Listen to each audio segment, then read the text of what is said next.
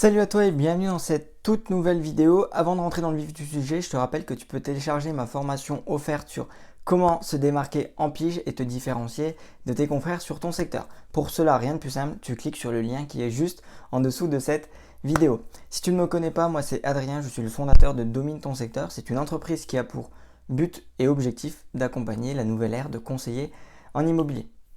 On va rentrer dans un format un petit peu particulier. Voilà, que tu n'as pas l'habitude de voir sur ma chaîne, c'est le format des anecdotes. Moi j'aime beaucoup quand on me raconte des anecdotes, puisque quand on raconte une anecdote, on a l'histoire, le storytelling, et derrière on peut toujours en tirer des conclusions, qu'elles soient positives ou négatives. Donc j'ai décidé de mettre en place ce format, puisque c'est un format que j'aime énormément, et j'ai décidé de faire des vidéos autour de ce format. Donc la première anecdote que je vais te partager, c'est la vente de mes grands-parents. Ça remonte à quelques mois d'ailleurs, entre avril et mai 2022 il me semble. Donc mes grands-parents décident de mettre en vente leurs biens puisqu'ils ont un autre projet derrière et ils font appel à un notaire. Donc le notaire fait son travail, il estime le bien, etc. Il fait les photos et il poste l'annonce. Donc il poste l'annonce un week-end et puis on fait un petit débrief avec mes grands-parents, je les appelle, je leur dis écoutez papy, mamie, voilà. J'ai vu l'annonce, malheureusement, je trouve que les photos ne reflètent pas votre bien. En fait, je ne reconnaissais pas du tout la maison de mes grands-parents et les photos ne mettaient pas en valeur le bien. Donc j'étais un petit peu sceptique par rapport au fait que ça allait déclencher des visites et j'ai dit à mon grand-père, bah, écoute, n'hésite pas à refaire des photos ou à dire à ton notaire de refaire des photos. Voilà, je leur ai même proposé de moi-même les faire. Donc une semaine se passe et là, bien évidemment, aucune visite, aucune offre d'achat. Et mon grand-père et ma grand-mère d'ailleurs décident de refaire des photos. Et ils font de très jolies photos et ils décident de poster l'annonce de particulier à particulier. Donc encore une fois, c'était un samedi. Et du coup, le lundi arrive et là, l'annonce déclenche 6 visites. Et sur ces 6 visites, il y a eu une offre d'achat. Donc à l'heure où je parle, la vente est en cours, ça va être acté très rapidement. Mais quelle conclusion on peut en tirer de cette histoire? Première conclusion, mes grands-parents font appel à un professionnel de l'immobilier. Bon, c'était un notaire.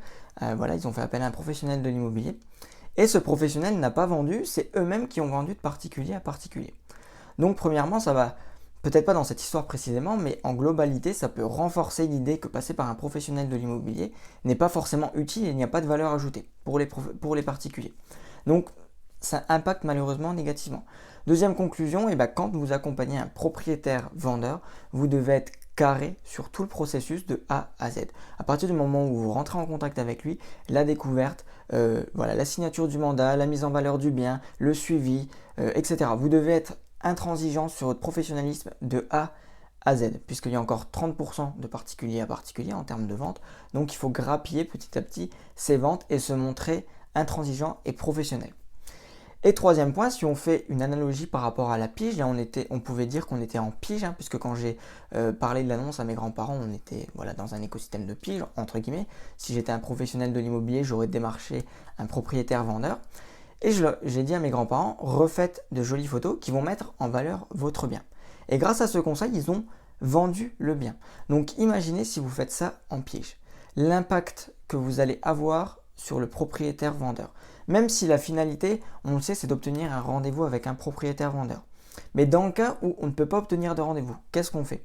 Soit on décide d'arrêter le suivi, ou soit on décide d'apporter énormément de conseils et de l'aider au mieux à vendre le bien. Et moi, je vous conseille de faire ça, d'apporter un maximum de conseils. Et dans ce cas précis, vous allez impacter positivement le propriétaire vendeur. Et derrière ce propriétaire, vous pouvez tout simplement lui demander à ce qu'il vous recommande, puisqu'il va garder une très très bonne image de vous. Voilà. J'espère que cette première anecdote vous aura plu. Si vous avez des commentaires à mettre, n'hésitez pas à les mettre juste en dessous de cette vidéo. N'hésitez pas à liker, à partager et surtout à vous abonner pour ne rater aucun conseil. Je vous remercie d'avoir écouté cette vidéo et je vous dis à très vite. Ciao ciao.